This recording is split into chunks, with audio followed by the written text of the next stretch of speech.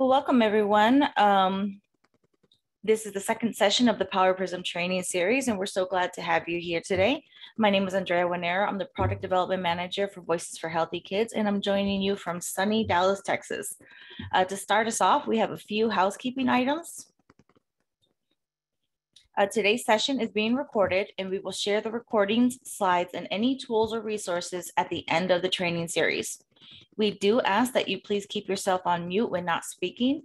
This helps us to ensure good sound quality throughout the webinar. If you need any assistance during the call, please direct message me in the chat. We will have a Q&A towards the end, but if you have a question, you can either enter them directly into the chat or feel free to raise your hand. We will call on you and then you can come off mute and ask your questions. At the end of the session, we will ask you to take a brief survey. Your feedback helps us make these webinars better in the future, so we thank you in advance. Yep, thank you. And yeah, so today I'm really excited to introduce our presenters, both of whom are part of the Voices for Healthy Kids team. We have Katie Bishop Kendrick, who is a National Senior Advocacy Consultant, and she is joining us from Springfield, Massachusetts, and Christine Compton, who is another one of our National Senior Advocacy Consultants, who is joining us from Cincinnati, Ohio. We are so thankful that Katie and Christine are able to join us, and I'm happy to hand the presentation over to Christine. Thank you, Andrea. Welcome, everyone. Thanks for joining us. So today we're going to dig into two specific components of the Power Prism: coalition building and maintenance, and decision maker advocacy. So again, the Power Prism is an advocacy framework created by My Power People LLC. And that's a framework that is a step-by-step plan to help you recognize and act on opportunities as you build momentum for your advocacy campaign. So at the end of the session, there will be time for questions. So as a reminder, the Power Prism, next slide, Andrea. The Power Prism was created in 2001 by Lori Frazina and Judy Meredith, and it's been used by numerous organizations for the purposes of planning, executing, and evaluating campaigns to change systems and policy. And you can check out our website there for thepowerprism.org for additional tools and ideas and resources. So as a little bit of review for those of you who may not have joined us before or just learning about the Power Prism, there are 6 specific components that help us influence decision makers into helping us get to the action that we want. So those power tools are research and data collection, coalition building and maintenance, fundraising and development, grassroots and key contacts, media advocacy, and decision maker advocacy. And as we start to dig into those different components, we want to always have these 3 key questions guide our answers and our decision making. Really, I think these apply to everyday life, but for the purpose of today, we're going to talk about how they apply to our advocacy efforts. So those 3 key questions are: what do you want? Why do you want it? And who has the power to give it to you? So thinking about what do we want? What is the policy change we are seeking? What is the issue that needs to be addressed? Why do you want it? Is it going to improve the lives of people in the community that it impacts? Is it going to improve health equity? Is it going to change something for the better for the community that you're trying to influence? And then who has the power to give it to you? Which specific decision maker in the chain of command has the power to help make that change for you? So these are those 3 key questions that we want to keep asking ourselves over and over. So again, today we're going to dig into coalition building and maintenance and decision maker advocacy. So I will hand it over to my colleague, Katie, to do our first section, coalition building and maintenance. Thanks, Christine. And hi, everybody. I'm Katie Bishop Kendrick. So if you have a diverse array of organizations and businesses behind one policy proposal and form a coalition, it will add credibility to your campaign. Why? Simply because decision makers are influenced by coalitions. Coalitions make it easier for lawmakers to satisfy many organizations at once, rather than having to satisfy those organizations one by one. Diverse and inclusive coalitions have power because they have members that can appeal to decision makers with different political ideologies and decision makers from different types of districts. Coalitions are about much more than the organizations on the membership list. Strong, equitable coalitions are those that have practices that make it easy for all members to participate and that actively work to share power among organizations.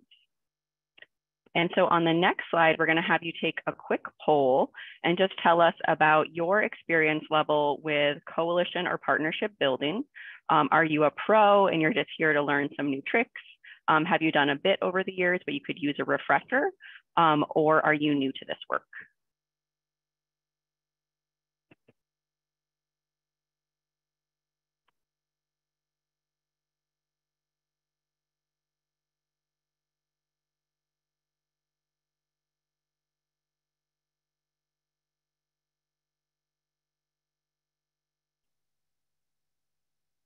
Just wait for the responses to stop coming in. All right, I think we can end the poll. So it looks like we have a mix of folks. So most folks feel like they're right in the middle, but we have a mix across all three areas. And so on the next slide, so I know that this was also on the training last week. Nothing about us without us is for us. Variations of this slogan have been around for centuries, but in modern times, it's best known as a rallying cry for the disability rights movement work out of South Africa in the 1980s. Simply put, this reminds us that no policy should be decided without the full and direct participation of members of the group affected by that policy. Coalition participation is an important part of this. The policy advocacy goals of Voices for Healthy Kids are intended to increase health equity and racial justice. It is critical that campaigns that are trying to improve community conditions consistently seek leadership, counsel, guidance, and practical feedback from members of the communities that are intended to benefit from the proposed policy change. And on the next slide, so effective coalitions focus on specific campaigns rather than a general cause. Advocacy campaigns keep coalition members engaged because they're all working towards policy goals that are important to each individual member, but can only be achieved as a group. And there, of course, can be coalitions that last for many years together, that work on multiple policy campaigns together. But it's really important that at the beginning of every new policy campaign, you sort of do a check-in to do a couple of the steps that we're going to talk about in just a minute to see, do you need to be adding some new members to the coalition? Are there some folks that might be stepping back for a certain campaign and that leaves some gaps in your coalition? So on the next slide, so first things first, in order to build a coalition that can impact health equity, it's critical that you involve leadership from the communities that are going to benefit most by the proposed policy. If your organization is not led by or representing Black, Latine, Native American, or Asian communities, do the work to build meaningful and mutual collaborations with organizations that are led by or representing those groups. And on the next slide, so on this slide here, you'll see the circle that has a whole bunch of layers to it. And these are sort of the 4 layers or the types of partners that you need to build a really strong coalition. So you have the folks in the center that share your mission. This is the inner circle. You have the folks that are a little bit out from that, your invested friends that share the vision of the campaign, but they might have some other things that they're working towards as well. Then you have the self-interested allies. So these are folks that will benefit if your campaign wins. And then on the edge of the circle, you have those decision maker contacts. So these are folks that have positive connections to your key decision makers. And remember that you can keep engaging new partners throughout your campaign. When we're thinking about like a state legislative campaign, as that bill is moving through the state legislature, it's going to different committees. It's going to have different key decision makers at different points in the campaign. And you're going to want to be pulling in new folks to your coalition who can specifically speak to those new key decision makers. And even if it's just a letter of support that they can provide, that's still really helpful for the campaign. And then on the next slide, so we're going to walk through those different layers of the coalition circle with the example of trying to pass a healthy school meals for all policy. So on the next slide, so the inner circle again would be those organizations that share your mission. So these are, communities intended to benefit from the policy change, and you're going to want to make sure that they are in central leadership roles of the coalition. Organizations committed to reducing hunger and or improving nutrition security. School nutrition professionals, these are the folks that are going to need to implement the policy if it's enacted, plus they're seeing the impacts of the current policy day in and day out, and then also parent groups. And on the next slide, you have invested partners. So these are folks that share your vision, but they might be working on other things as well. So these could be organizations with a primary focus on health equity. It could be K through 12 educators. So these folks are seeing hunger in their classrooms every day. Organizations committed to improving K through 12 education. If the kids are hungry, they're not going to be learning. And then also nonprofits, businesses, religious groups, that are in the communities intended to benefit by this policy change. And then on the next slide, you have the self-interested allies. So these are folks that if the policy passed, it would benefit them in some way. So for Healthy School Meals for All, this could be local agriculture groups or farmers. A lot of these policies do have a local agriculture component trying to increase the amount of local products that are part of the school meals program. And so if these policies passed, they would have a financial interest in that. And then on the last slide, you have decision maker contacts. So based on your pathways of influence research that Christine's going to be talking about in a little bit, you can recruit organizations that are in your key decision makers' sphere of influence or in their district. So these could be organizations that the decision maker or a family member belongs to, organizations that have endorsed the candidacy of the decision maker, or also organizations that are in the lawmaker's district that are led by and represent communities that would benefit from the policy. So on the next slide, so we're going to give you 5 minutes now to just work on your own to do a little bit of this coalition mapping for yourself. So on the next slide, you'll see you have the 4 different areas of the 4 different rings of the circle, and you can just take a few minutes to map out some of the folks that are engaged in your coalition, and you might see some gaps that you have.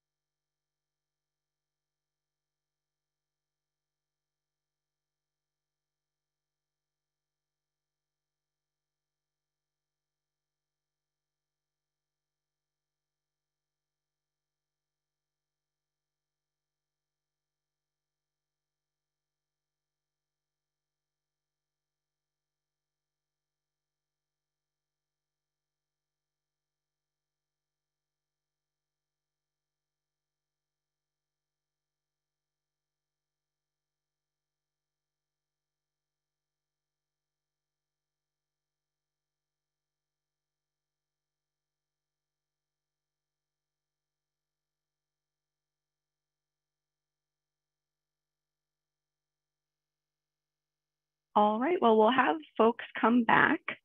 I hope that you can take some time after the training to continue to work through that coalition mapping exercise. It would be great if you can do it with your coalition partners. We will email you a coalition mapping worksheet that should be able to help you because it'll have everything on the one document and you can just write right on that. On the next slide, so after you have mapped out your coalition and you can see where you might be needing to add some partners based on those different levels of the circle, you can also take an inventory of your coalition assets. So when we do this, we think about it through the Power Prism. So we think about it through those 6 power tools that Christine mentioned to make sure that we have all of those key tools really strong in our coalition so that they're present in our campaign. Because if we have all of those tools, we can have a successful campaign. So on the next slide, so another document that we're going to send out and follow up is an asset inventory worksheet.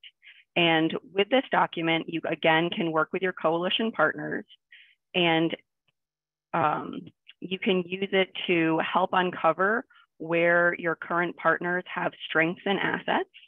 It'll help you to engage partners more deeply because they can see how they can play an active and important role in the campaign.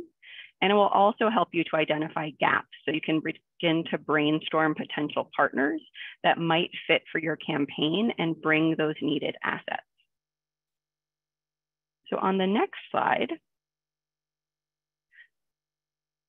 so as I mentioned, you'd be working through the different areas of the Power Prism. So you'd be making sure that you have coalition members that have that research and data collection expertise, folks that have expertise in coalition building and maintenance, people who can do fundraising and development, because we all know that we need resources to be successful in these campaigns. On the next slide. So folks that have those grassroots networks, people that have really great key contacts for your decision makers, people that have media advocacy expertise, and then also folks that have decision maker advocacy expertise. And on the next slide. And so this is what that campaign asset inventory looks like. And with some organizations, they might fit into a whole bunch of those different tools. And then you have other organizations that would only fit into one of them. And that's all okay, because all of the folks in your coalition are bringing different skills and they're all important players. And then on the next slide, yep. And so after you've completed that asset inventory, it's important again to get together as a coalition and talk through a few questions. So where does your coalition have considerable strength? Where are the gaps or weaknesses in your campaign assets? Which of these gaps are the most essential to fill in order to be successful in your campaign? What organizations might be able and willing to fill those gaps in your campaign? And what are the immediate next steps for building your campaign assets? Then the next slide. Yeah. And so now you have mapped out your coalition, you have figured out how to fill all of those different rings of the coalition circle. You have done your asset inventory to figure out where your strengths are, where you might have some gaps that you need to fill. And now it's time to maintain that coalition, which can often be more challenging than just bringing folks together in the first place, but it is very valuable. And so it's important for all members, regardless of the organization size or resources, to feel like they play a part in the success of the campaign. And it's our job to make it easy for those partners to be advocates for policy change. And so Lori went over some of these tips on the overview last week, but we're going to go into them in more detail right now. So just one thing to think about is allowing enough lead time for partners to be able to participate in hearings and important meetings with legislators and other things. Obviously, when dealing with the legislature or city council, sometimes you find out about a hearing very last minute, but just when you do have lead time, let folks know as soon as you can, because some folks might need to get childcare. They might need to have someone cover them at work. So allowing them more time gives them a better chance to be able to be there. Also, make sure that you are planning around the availability of your coalition members and not yours. So some organizations might not be able to meet during a normal 9 to 5 workday.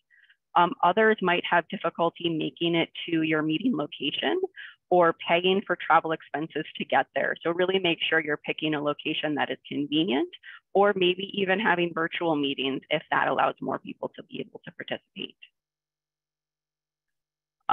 It's also really important to be compensating folks for their time if they need that. So particularly thinking about youth who, one, they're not going to be available during the school day, and then they also might need to be taking paid jobs instead of doing volunteer activism. So paying for youth to be able to be there, as well as other community members that might need that as well. And it's really important to make sure that you're having regular communication throughout the campaign. So not just reaching out to folks when you need something, but making sure that they know where things are in the campaign, what the next steps are, what the biggest hurdle is, why things are being held up or taking so long. And it's really important to make being part of the campaign simple. So making sure that you have materials that coalition members can adapt. We have a lot of really great materials on the Voices for Healthy Kids website that you can use for your campaign. Also including relevant messages from your communication, from your partners in your communication to lawmakers, the media, grassroots advocates. It's a great way to be using multiple messengers as you're making your asks. And then also make sure that you assign 1 or 2 point people so that coalition members know who to go to if they have questions or they just need someone to talk to. Make sure that you're sharing credit. So consider it a success if your coalition partners broadcast their leadership in your campaign. If others want to take even a little credit for the good work that you're doing together, that's a huge victory and you should embrace it. Shine together. If you're developing media outreach or materials for lawmakers, ask your partners to provide quotes or a spokesperson, maybe even help to train that spokesperson if possible. And this allows you to provide equitable opportunities for members to shine and to be part of the campaign, be leaders in the campaign, regardless of their size or the amount of time that they can devote to the campaign. And on the next slide, you also need to make sure you're owning the negative. So sometimes bad things happen along the way, and it's really important for coalition leadership to take ownership of that. To show gratitude, I feel like this is something we need to do in all aspects of our lives, but in our coalition maintenance as well. So every time something good happens, make sure you're thanking your coalition members for making it possible, and treat every coalition member like a long-term asset and not a short-term convenience. So if you're an effective advocate, this is not going to be your last campaign. And how you treat and include other organizations in this campaign will impact your future campaigns as well. Coalition members may have varying levels of participation, but all of them are important partners and contributors, and they should be treated as valued members.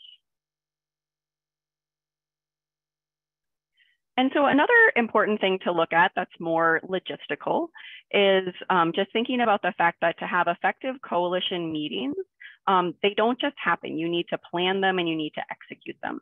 So having a checklist of what needs to happen before each meeting and having roles assigned for during the meeting can help you run a productive campaign meeting.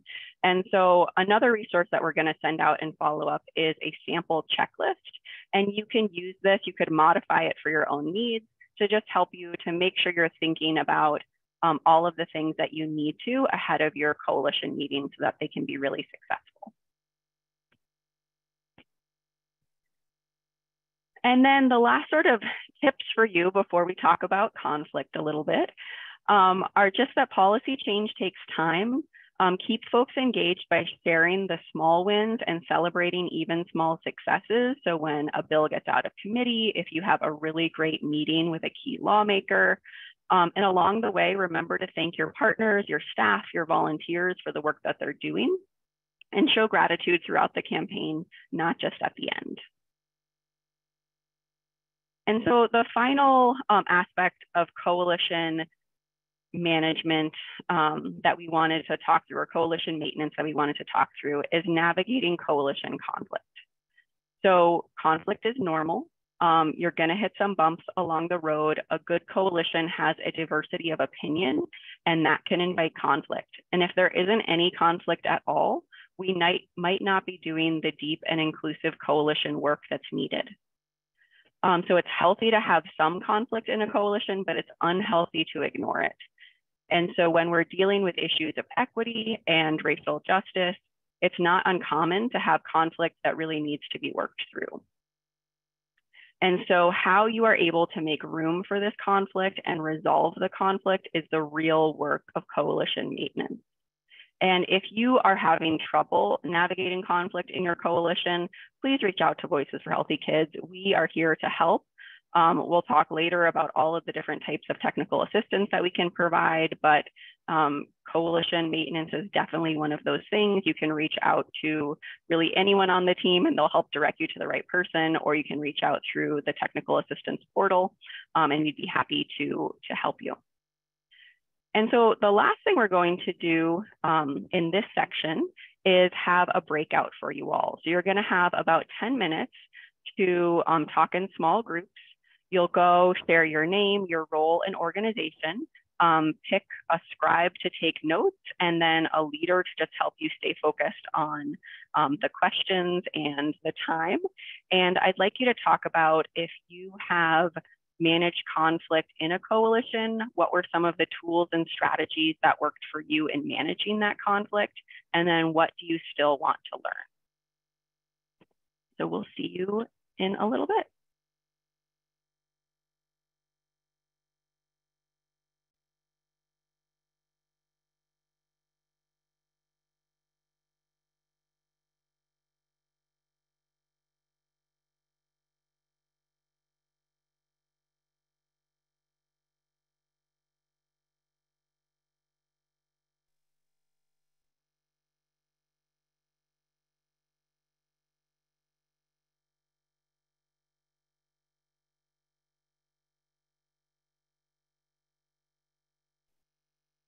Did everyone be back, Andrea?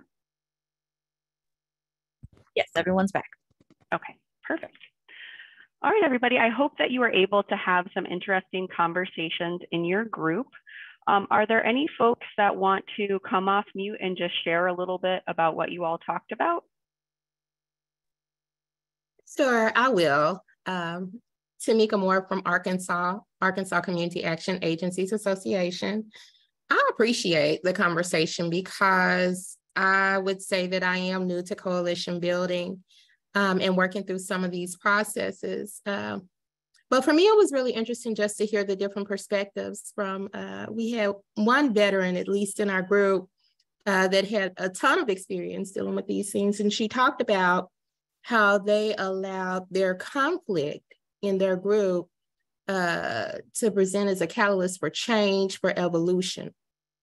And I thought that was a very positive way to, kind of shift the conflict from something negative into something positive. So again, just appreciating the different perspectives. Yeah, that's great. I'm glad you were able to be in a group that had a diversity of experiences. Oh, Pepper, do you want to share? Yeah, we were in group one and found, or at least our conversations were really around being in the South and how not being able to compare to any other state or region, but we find that especially Southern women are averse to conflict, dealing in coalitions or otherwise. But the idea of being able to, or having to see folks again in other situations, in other environments, in other organizations, in other coalitions, does have a tendency to drive that aversion, but also concluded that over communicating, particularly with groups that are led by or people who are Black and or BIPOC, has a tendency to, will grease the skids, for lack of a better way to put it, mainly because it does not only include and incorporate folks who may have otherwise been historically been left out, but it also avoids the desire for some, there's always one, to go around the process and to attempt to hijack or to derail because they feel as if they've not been heard. Yeah, thank you for sharing, Pepper. Katie, I see you have your hand up. Do you want to share?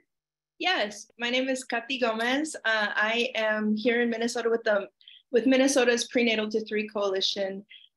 Wanted to jump in. We just had some pretty incredible wins here in Minnesota with paid family medical leave, amongst other things being passed.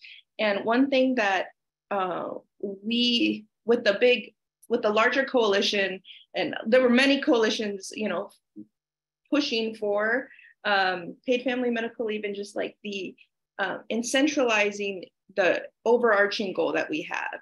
And so even when it came down, you know, breaking down in the weeds, we had a strong facilitator who brought us back up to our common goal. And so that was a really important strategy for us in a lot of the spaces that we were in this legislative session.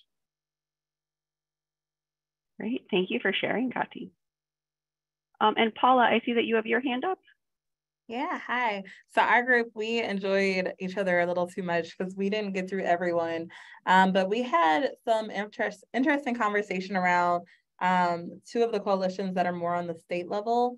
And one of them was looking at like expected conflict because of different cultural rifts or cultural backgrounds and experiences, and really kind of looking to that with the expectation that there might be conflict, but not looking at it as conflict, but just spaces where we're all different and like leaning into that. And that is a statewide organization with like 200 members. So really looking at education. And then similarly in Mississippi, looking at how to educate others when it comes to time for like policy change and like needing people to be in support of policy change. And that person spoke to meeting community members where they are when they're talking about education. So like making the idea of the person that this policy is changing to benefit more relatable and more connected, and kind of like undoing some of the biases or stereotypes that might be expected. That was specifically looking at like health insurance for all, like making it more clear that this could look like any person that benefits from this. So 2 tones of education, and then education of like meeting the community where the community is learning. Great, thank you for sharing, Paula. And Leanne, did you want to share? Sure, we had Aubrey and Constance and I were in a group, and we talked about the process of building consensus and trying to get a good leadership team from the beginning who's very excited about the policies, and then how you have to get involved with details.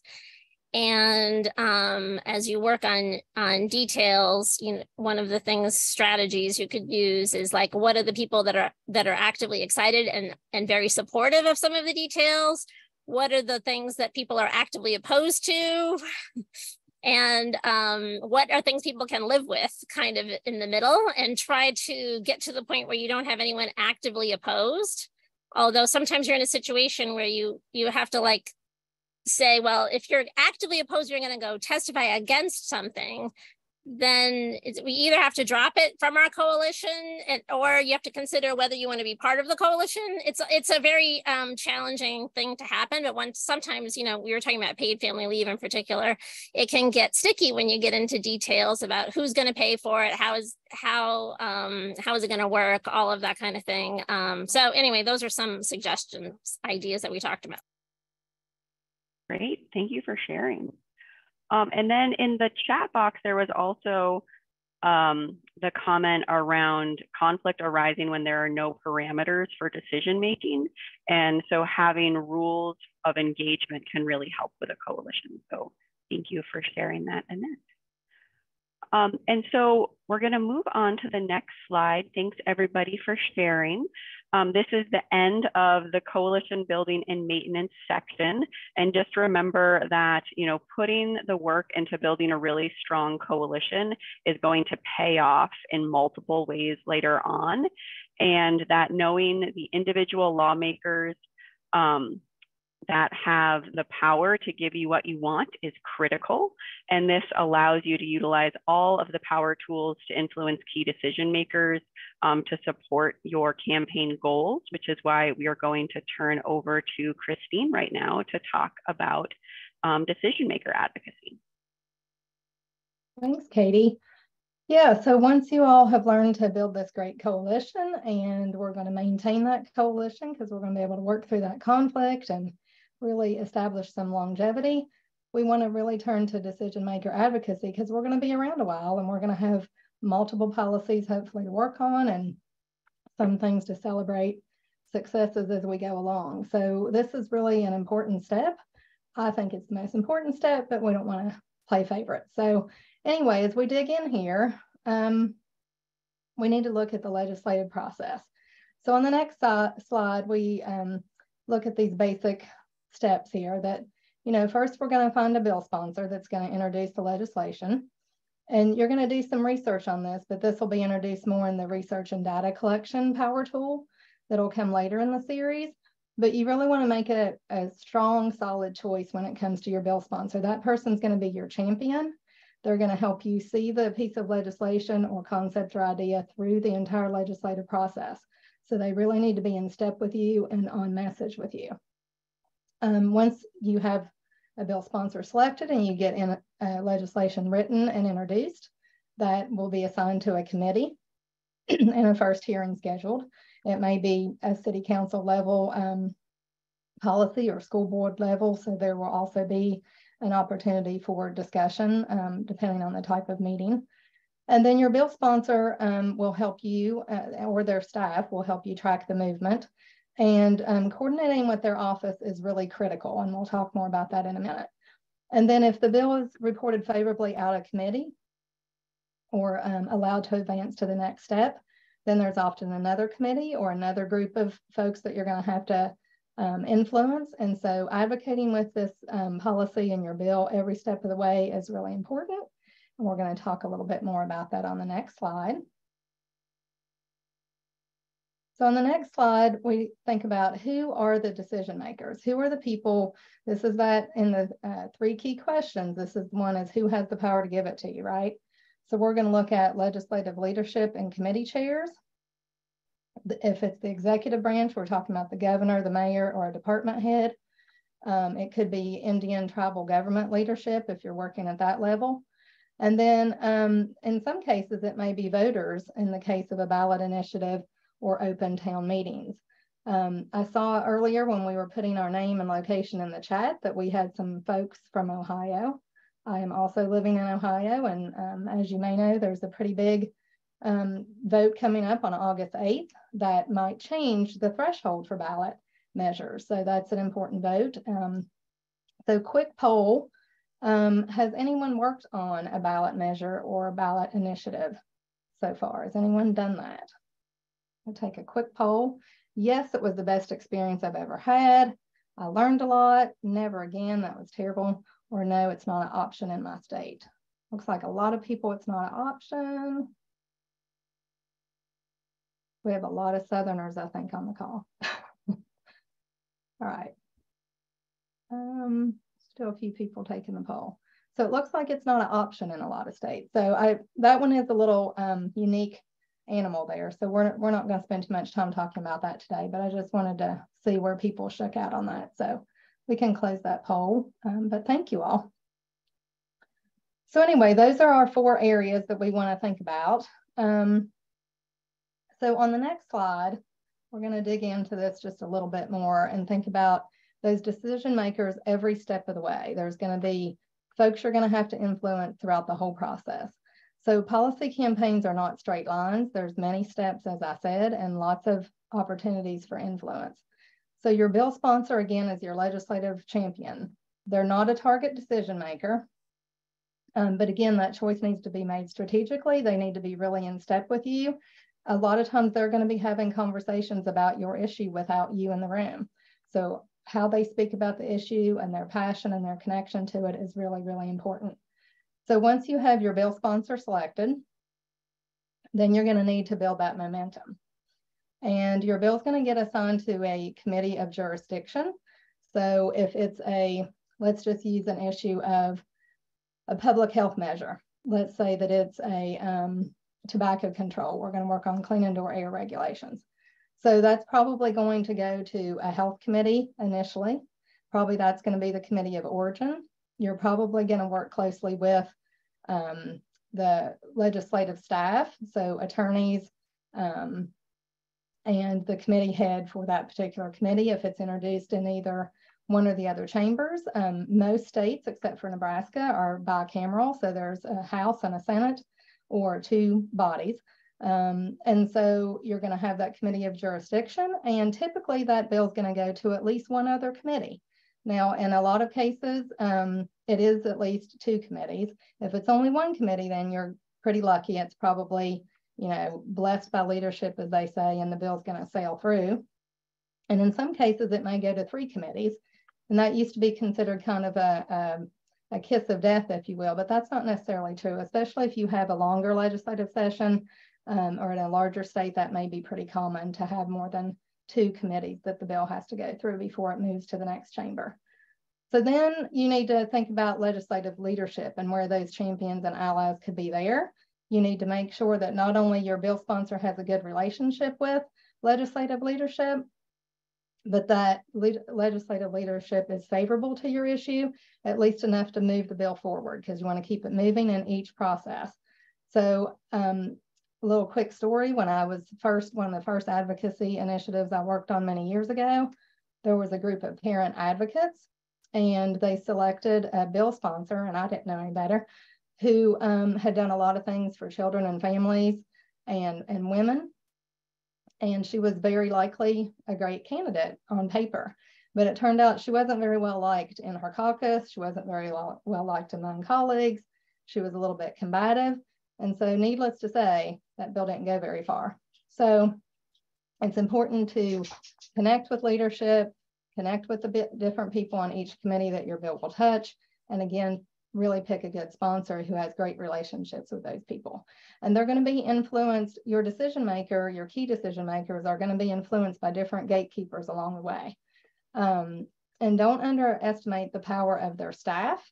A lot of times those people decide who gets in to see a lawmaker or who doesn't.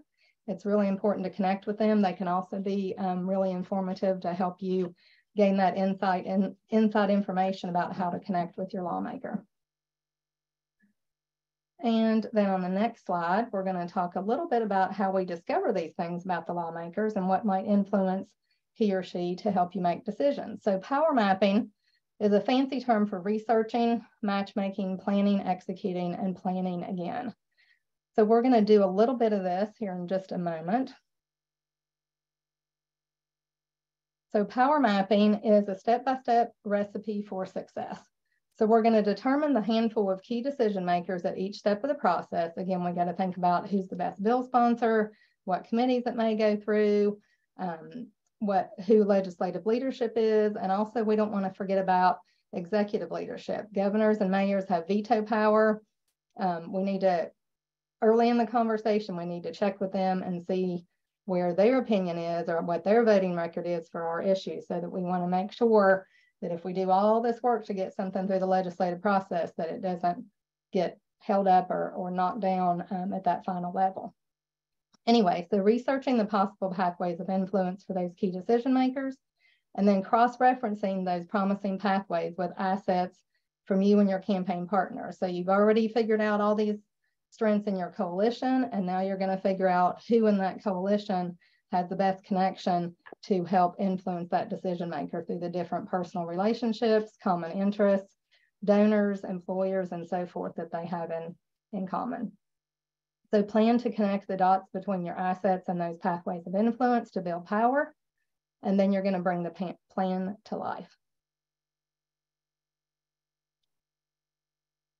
So one of the other things, we're going to head to a breakout in just a minute. So I want you to start thinking about a lawmaker that you might want to research, someone in your community,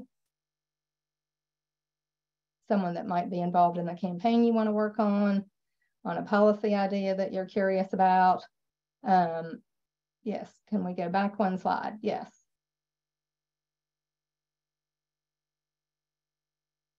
Trying to see if there was a question there.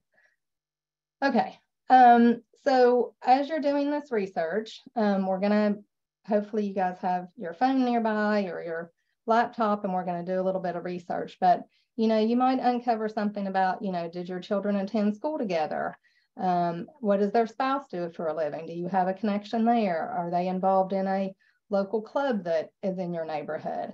Are they on the state NAACP council? Are they, do they go to the same church? Do they have some kind of connection that you can relate to? So now we're going to head to breakout rooms where, Andrea, how are we on time? Do we have 7 minutes? 10 minutes. 10 minutes. Okay. Still have 10 minutes for our breakout. So we're going to take a few minutes to get into our groups. And again, think about who you might want to research. Maybe someone that's new to their role or new to you, new to the work you're doing. Maybe someone who's been in for office for several years, but you'd like to learn something new about, or maybe someone who's completely new, again, to being in public service. And then you can work in small groups, or if you want to kind of do it on your own, but I think it'd be fun in small groups.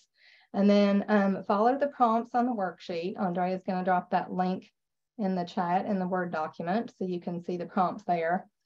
But we're basically going to look at a couple of different things. We're going to choose our lawmaker, figure out what office or location they hold.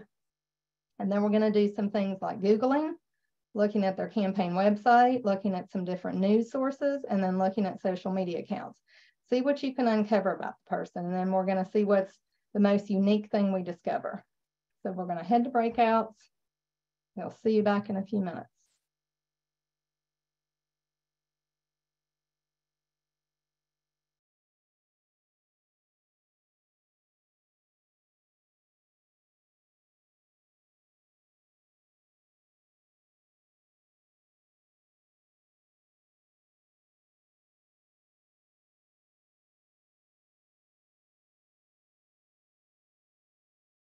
Everyone back, Andrea? Yes. Okay, so the next slide, go ahead and advance that. And so let's just take a moment if somebody wants to drop anything in the chat or wants to take a minute to come off mute. Did anybody find out anything really neat and juicy and different and unique about their lawmaker that they were researching? Anything fun to share with the group?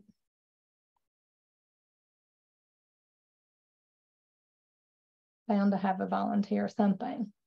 Somebody was in the circus, somebody was on America's Most Wanted. Nothing? Nothing juicy? My group researched the mayor of Berkeley, California, and found that he's the son and grandson of farm workers because he came from Fresno, which was kind of an interesting tidbit. And he also, as him and his family, got evicted from housing during a very crunched housing time in the Bay Area. And so he now cares a lot about housing issues, although he did kind of get elected as a quote unquote NIMBY and then became a YIMBY. So yes in my backyard decision maker. So yeah, our team really dug in and found some neat tidbits. That is neat. Thanks, Raquel. Anyone else? One more. Come on. One more juicy one. I'll report out, even though since I wasn't able to finish reporting out with my group, but we looked up West Virginia Senator Eric Tarr, and just kind of found out that he was a part of a group of the Senate leaders that alleged that agencies that were tasked with spending dollars for childcare, they're failing to make progress. So just wanting to be a part of making that change and saying that they're not making a change soon enough. So it was interesting to find out that he was supporting that. Thanks for sharing that, Laura. And then Cindy Mincy put something in the chat about Missouri and Josh Hawley. So that might be something we can look up when we're finished and need a break. Yeah, I was just sharing the website called Little Sis. Oh, okay. And, it's just, you can see who's donated money and they do some network mapping. Yeah, so the exercise, thank you for sharing that. So the exercise we just did was really Pathways Light, if you will. It was, really obviously just a quick exercise to get some basic key information. We would encourage you, when you're going to go a little bit deeper, to go to some of those different sources like Cindy just shared, to dig into donations and where their funders are coming from and their campaign donors and so forth, so you can really get a bigger, more clear picture about your decision makers that you're trying to influence. But anyway, thank you all for sharing that. We're going to move along in the interest of time, but so now that you've done that research on your decision makers and you want to have those meetings to try to have conversations with them, try to really approach it as a learning opportunity rather than just convincing them. Let them know that you've done the research on them, let them know about different connections and common interests that you might share. Be brief and ask them what they think, and make sure you have time to listen to them. And then think about the different resources of media that they might turn to, that they might trust, that they might be influenced by. For example, if you're doing some policy work in a southern state or in a red state, have research that or policy examples from other red states or other conservative states, so that, I know in West Virginia, when I worked there for years, if I took in information from New York, they weren't necessarily going to listen to that. If I took in information from Georgia, they'd probably listen to that. So think about those sources and what you're sharing and how you're trying to have those influential conversations with them. And then as we move on to the next slide, again, just a reminder about finding those commonalities and solutions with decision makers. Maybe start the conversation by asking them, how did you get into public service? What brought you here? What made you decide to get involved? I heard that you're working on education reform. Can you tell me more about that? I heard you're interested in employment issues. Can you tell me why? Really approach it as an opportunity for curiosity and, again, learning to make a future connection that you can build on, because likely these will not be a one-off, one-time conversation that you're having with these key decision makers. So we're going to, Andrea's dropping a link now to some of our messaging guides into the chat. So take some time to check that out. We've done a lot of work, our team and our partners, on doing some research and digging into how best to talk to decision makers that are across different archetypes about different issues. So take some time to look at that. We have lots of resources available for that. And then, remember the importance of bringing those constituents to meetings, not just your key organizations and partners from your coalition, but, lawmakers need to hear from voters. They need to hear from constituents that are going to be impacted by that policy change. We need to make sure we're really bringing voices from the community forward. And we're really inviting those advocates to meet with key decision makers. And if they can't make the decision maker meetings, can't get people because of transportation challenges or work requirements or whatever to the Capitol or to City Hall or to a school board meeting, try to figure out ways for them to meet via Zoom, have phone conversations, email message. All that will be shared in a different module as well. And then also on the next slide, want to give an example of, you know, if you have to, bring your advocacy to their workplace if you can. So if you look at the photo on the top right, that was taken in Louisiana. They were working on a SNAP incentives campaign. So the organization that was one of our Voices for Healthy Kids grantees actually set up a faux farmers market on the Capitol steps, and they had lawmakers walk through the farmers market and see what it was like to use tokens to double up their SNAP bucks, so get more for what they were originally being able to spend for SNAP, and they did end up having a successful policy campaign. And then the other photo is an example of not just taking advocacy to a workplace, but also the person holding the green bag there is Representative, lost her name now, representative from Atlanta City Council, Liliana Bakari, and she was the champion for their work in Atlanta and Fulton County. But she was also, you know, attended the farmers market event and helped talk to different SNAP participants and different advocates at the event.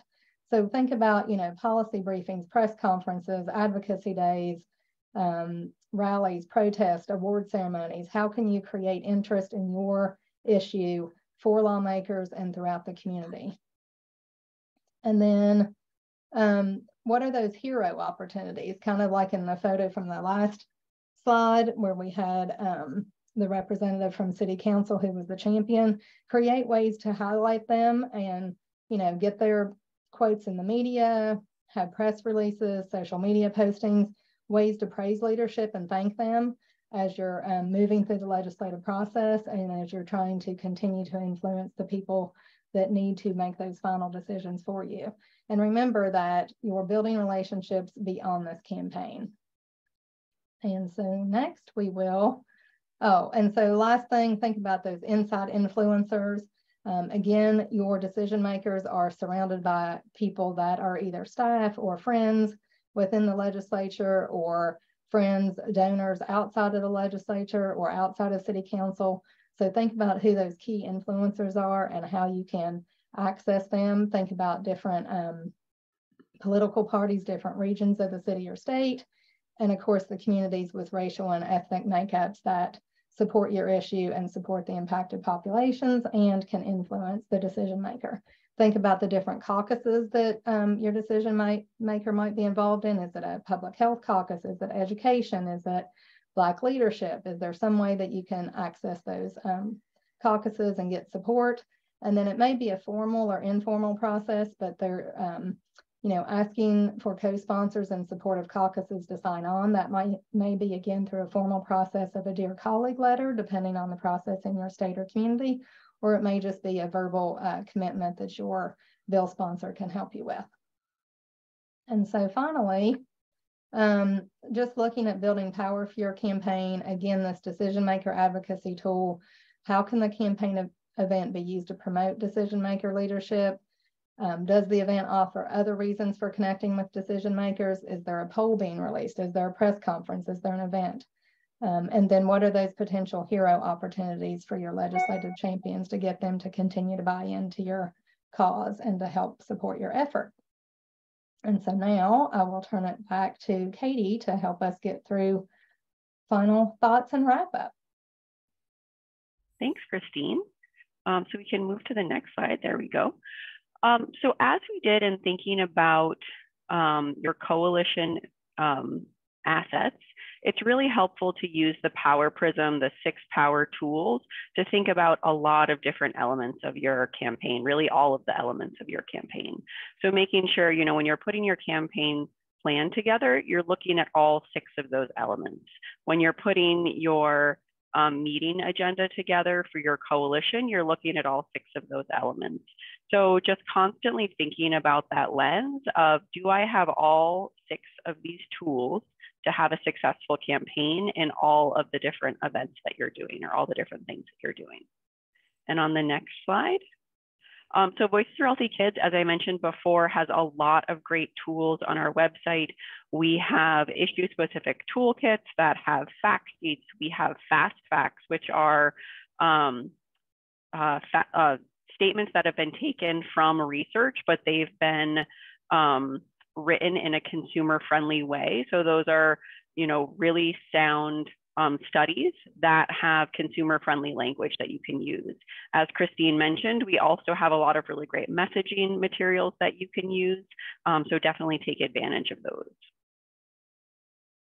And then Voices for Healthy Kids can offer technical assistance in a lot of areas, and it's not just for our funded grantees. So anyone that has a campaign that's aligned with Voices work can reach out to us to get technical assistance. We offer it in a variety of different, for a variety of different things, as you can see on the slide here. So if you need some media advocacy help, or you need help with subject matter expertise specifically for some questions that you've been getting from legislators, or if you are having those conflicts in your coalition and you need a little help talking it through. So definitely reach out. You could reach out to any of us. We also have our technical assistance portal, and we'll send a link to that in the follow-up email so that you know how to get in touch with us. And then the last thing I would say is just policy change takes time. And even if your proposed policy doesn't pass the first time, the work that you're doing is still really valuable and important. And you're learning things along the way. So you're learning those pathways of influence to lawmakers that you can use for a lot of different campaigns. You are making room for community to lead at decision-making tables, listening to and amplifying voices of community members. So all of these things are so important. And again, even if you're not successful that first year with a campaign, the work that you're putting in is going to lead to a lot of rewards in the future. And then finally, just remember that knowing the answers to those three key questions at each step is the best way to utilize all of your advocacy power tools. So with that, I'm going to turn it over to Andrea to close us out.